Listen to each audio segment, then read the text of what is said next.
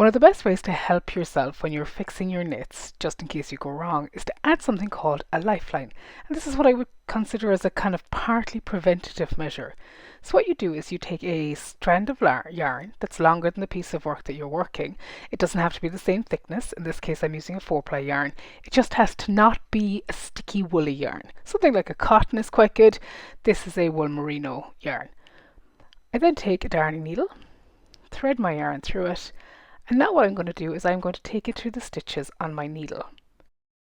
The key to doing this is to ensure that you put the darning needle right through the full stitch. So make sure you don't snag or split the stitch, but also don't go into the stitches below.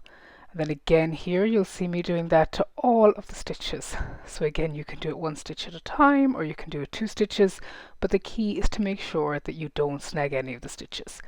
Leave yourself plenty of tail before you start it so that you have plenty of yarn on both sides. Don't skimp on your lifelines. Now you're not going to be taking your stitches off, you're just going to be threading through your yarn with your darning needle. Once you come to the end, you have inserted your lifeline. You can also do this if you're working on circular needles. When you're working on circular needles, you can actually pull it off onto the cable and the needle slides through much more easily, but I wanted to show you what it looks like when you're doing it on a needle, because that's a little bit trickier. So now what I'm going to do is I'm going to work my next row as normal. The one thing to be careful of here is that you don't accidentally snag the yarn in the stitch. So making sure that you're going in above it and not catching it or not knitting it into your piece of work. Now it actually doesn't matter if you do, because you'll be pulling it out later anyway, but it is just better from a keeping your stitches secure perspective that you don't knit it into the yarn.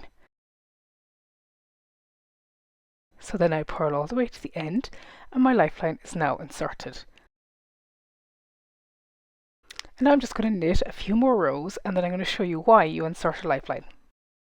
So now I've worked a number of rows, I'm going to show you what happens. So say for example I had an error down very close to this. I would rip out my stitches, so I frog them out, and then when I try to frog over the lifeline I can't, because my waste yarn is holding my stitches.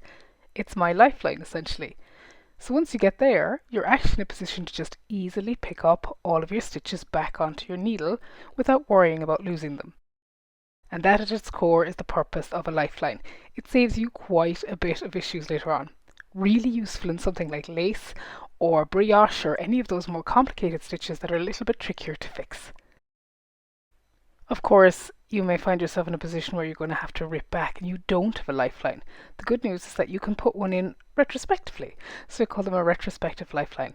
And this is another reason why it's really useful to understand the structure of your knitting, because what I'm going to be doing in stocking stitch is I'm going to be picking up 1 bar of each of my V's as I insert my lifeline.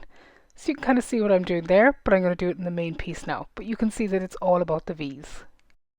Insert a retrospective lifeline. I look at where I'm going to be ripping back to, so I would go down a row or 2 below it, just so that I make sure that I definitely have the error in my ripping out.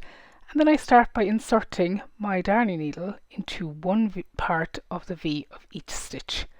The only place where you have to kind of look at it very closely is at the edge, but again we've looked at the V's of the edge stitches as well. And then you just pull it through, leaving yourself plenty of tail and making sure that you get the V's all along in the same row of stitches. So here at the end you just find the little V, pull it through, and then you have another lifeline inserted. You can then take out your needle and rip back to it.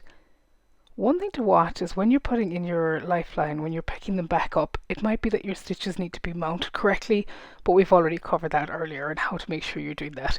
So you're all good to go with your lifelines.